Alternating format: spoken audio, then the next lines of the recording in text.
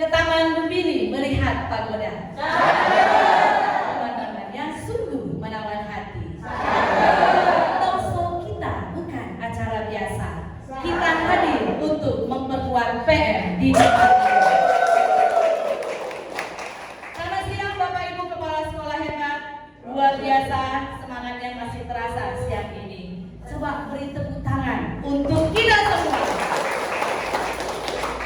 Bapak Ibu yang saya banggakan, mari beri senyum yang terbaik dari Bapak Ibu.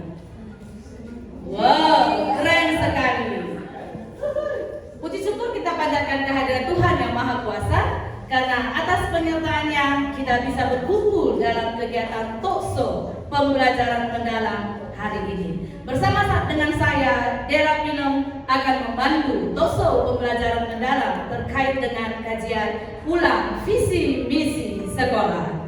Pernahkah kita bertanya dalam hati Bapak Ibu, apakah visi sekolah kita masih hidup dalam diri kita?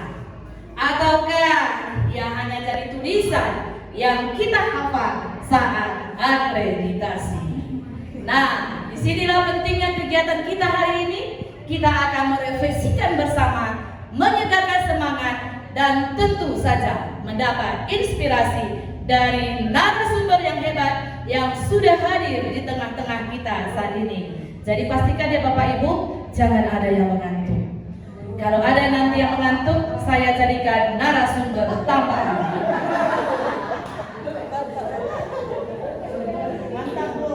Baik, tanpa berlama-lama lagi, mari kita sambut narasumber inspiratif kita dengan tepuk tangan yang meriah, yaitu Ibu Fatimah Setepu SPD, Kepala SMP Legend Jamil Ginting Brastagi. Sosok inspiratif yang memimpin sekolah dengan penuh dedikasi. Selamat datang Ibu. Ya, selamat datang Bu.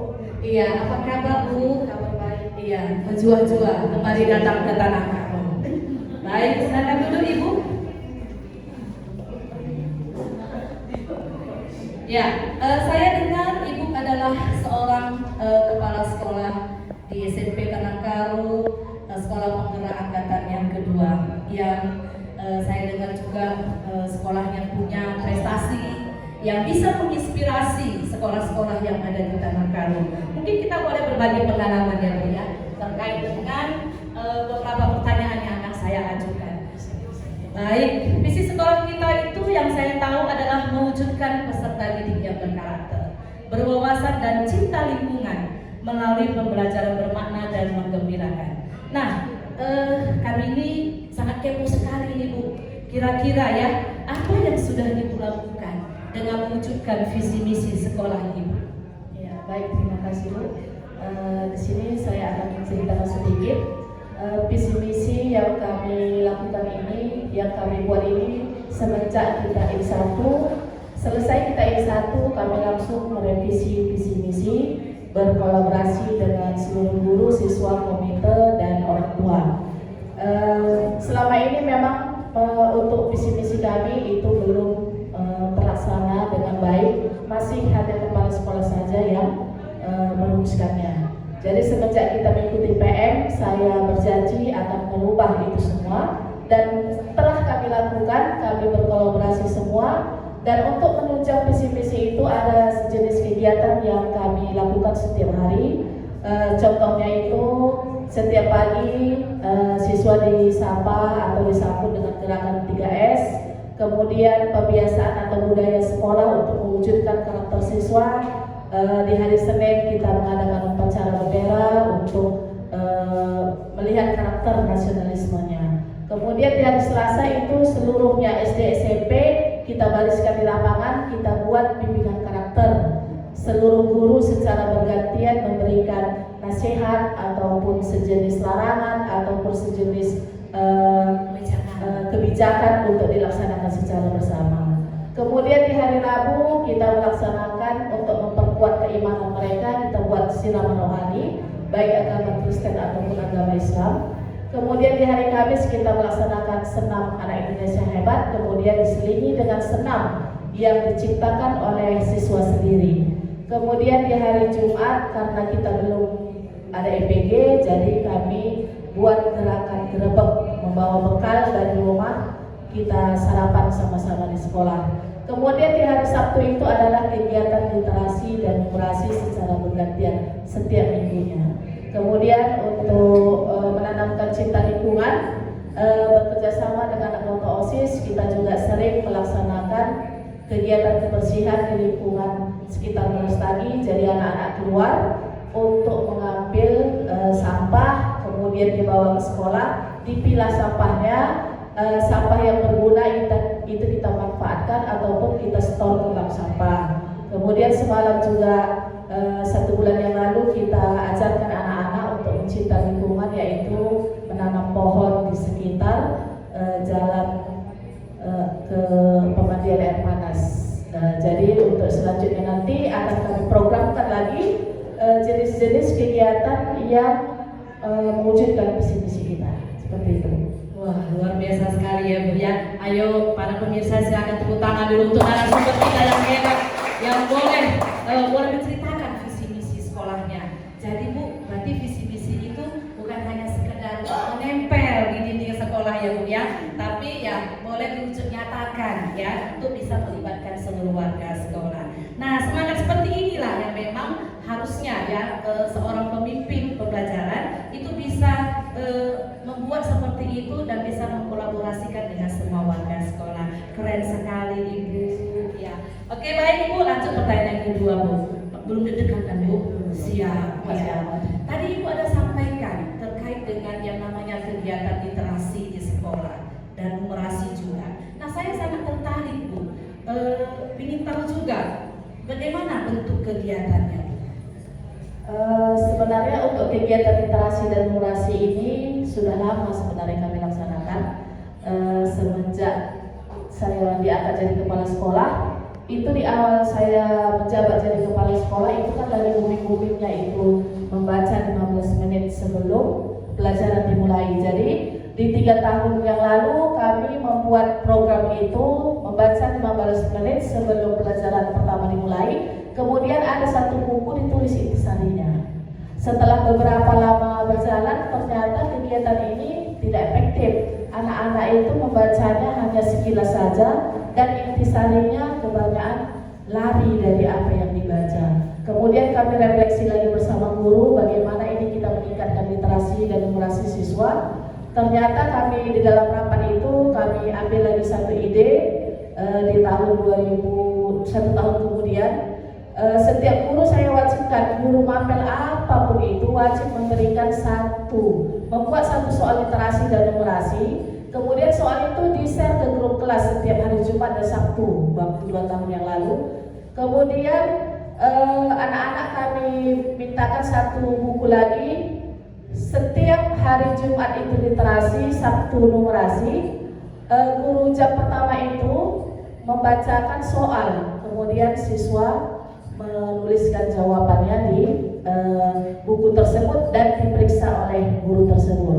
Ternyata berjalan beberapa bulan, hampirlah 1 tahun itu terjadi kendala, anak-anak capek Bu, karena menulis soal lagi gitu. Kadang nanti waktunya hanya 25 menit, memang kami siapkan di jam pertama sebelum jam 8, banyak termakan ke jam pertamanya. Jadi kami melakukan refleksi lagi. Kebetulan di tahun 2024 kita sudah pakai aplikasi CBT untuk ujian. Alangkah baiknya di situ kami rapatkan kembali untuk menggunakan aplikasi CBT.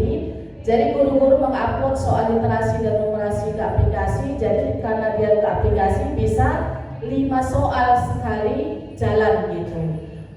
Awalnya memang anak-anak antusias semua karena disuruh bawa HP setiap hari Jumat dan Sabtu.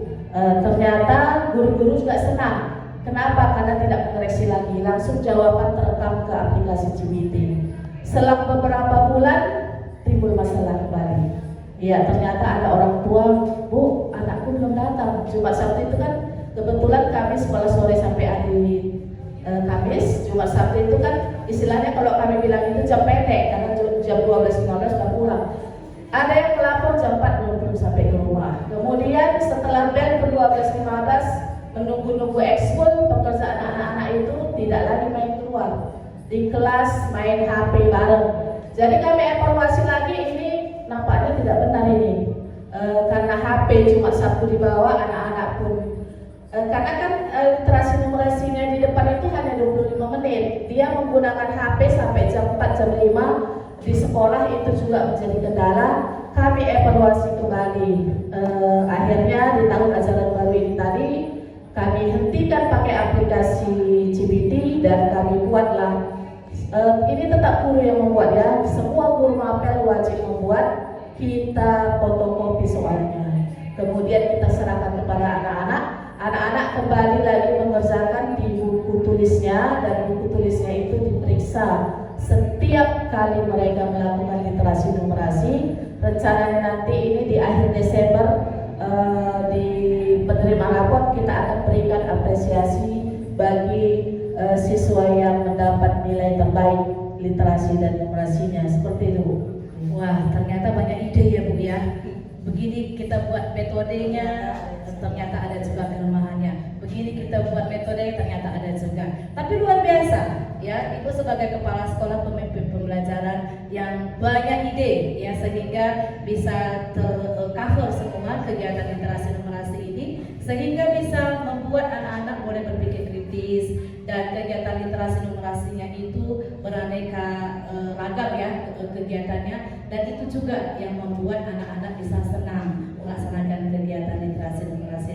Luar biasa sekolah di SMP Dek lagi. Nah, tadi terkait dengan yang namanya ChatGPT ya Bu ya.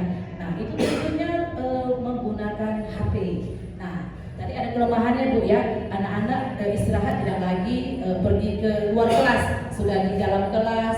Mereka sudah mungkin TikTok atau bagaimana gitu ya. Nah, di zamannya era digital ini Bu, tentunya pasti ada tantangan terbesar di sekolah Ibu dalam mewujudkan peserta didik yang berkarakter dan cinta lingkungan di era digital. Nah, kira-kira bagaimana Ibu rasa tantangannya itu dan bagaimana menghadapi tantangan itu? Ya, benar sekali Bu ya. Dengan era digital, anak-anak kita zaman sekarang ini mungkin dia lahir sudah kenal dengan HP. Mungkin itu umur 2 tahun sudah diberikan HP, walaupun dia belum mengerti apa itu arti HP, dia sudah kenal dengan HP. Begitu juga dengan anak kita seusia SMP, disitulah masa pubertasnya. Semua konten-konten yang tidak baik, semua konten-konten kekerasan ataupun game-game yang mereka dapatkan dari internet itu dengan gampang sekali mereka adopsi atau konsumsi setiap hari. Itulah tantangan kita di era digital ini. Kemudian empati sosial juga sudah semakin berkurang. Kemudian kehidupan kita juga ini kita sadari sekarang ini kehidupan kita serba instan semua.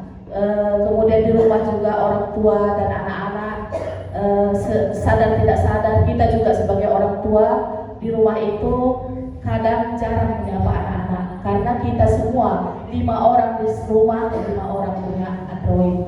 Jadi masing-masing sibuk dengan Android. Jadi kita sebagai pemimpin, kami dengan guru-guru juga berusaha semaksimal mungkin bagaimana karakter itu tetap tumbuh di sekolah kita dengan tantangan era digital yang memang harus kita hadapi sama-sama. Jadi sering-seringlah kami menyampaikan pada saat bimbingan karakter atau pada saat siraman rohani ataupun nanti Bapak Ibu guru menyelipkan di saat pembelajaran untuk bijak-bijaklah menggunakan Android seperti itu. Nah, ini refleksi yang sangat relevan ya Bu ya. Nah, di mana di era digital seperti sekarang, teknologi ini memang menjadi tantangan sekaligus menjadi peluang ya. Nah, seperti yang Ibu sampaikan bahwasanya kuncinya adalah bagaimana kita bisa memanfaatkan teknologi itu untuk menanamkan nilai-nilai positif supaya anak-anak itu tetap berkarakter tetapi juga melek digital ya. Wow, keren sekali ya. Ayo Bapak Ibu belum mengantuk kan? Ya, kalau mengantuk nanti saya jadikan narasumber tambahan ya. Ayo Bapak Ibu kasih dulu dong tepuk tangannya untuk narasumber hebat kita. Ibu, pertanyaan terakhir nih. Bagaimana cara membuat pembelajaran yang menggembirakan tanpa mengurangi kedalaman materi? Ini pertanyaannya agak-agak ini lagi ya Bu ya. Memang sesuai dengan visi misi kemarin seperti yang saya ceritakan kemarin, ada orang tua yang menyampaikan kenapa siswa SMP sama siswa SD di visi misinya ada kata mengembirakan, katanya seperti itu. Itu kan cocoknya untuk anak TK gitu. Jadi di situ memang panjang kami berdebat antara orang tua, komite, kepala sekolah, guru untuk menggambarkan kata mengembirakan. Akhirnya kita sepakati juga mengembirakan. Jadi sebenarnya kami jelaskan juga kepada orang tua, arti mengembirakan itu bukan berarti anak-anak bebas belajar, kemudian nanti bisa tidak belajar. Kalau tidak belajar kan anak-anak bisa gembira ya. Ya, jadi saya sarankan kepada Bapak Ibu guru untuk khusus kata mengembirakan di visi kita ini, coba ciptakan pembelajaran di sekolah itu tidak kaku. Apabila pembelajaran di kelas tidak kaku, maka anak-anak itu pasti sudah bergembira. Jadi saya sarankan untuk memberikan variasi metode pengajaran yang bermacam-macam. Setelah saya supervisi kemarin, waktu kita kegiatan supervisi, sebelum supervisi saya juga sampaikan, coba tunjukkan di saat nanti saya supervisi, saya mau melihat dulu Bapak Ibu bisa menunjukkan bagaimana Bapak Ibu menciptakan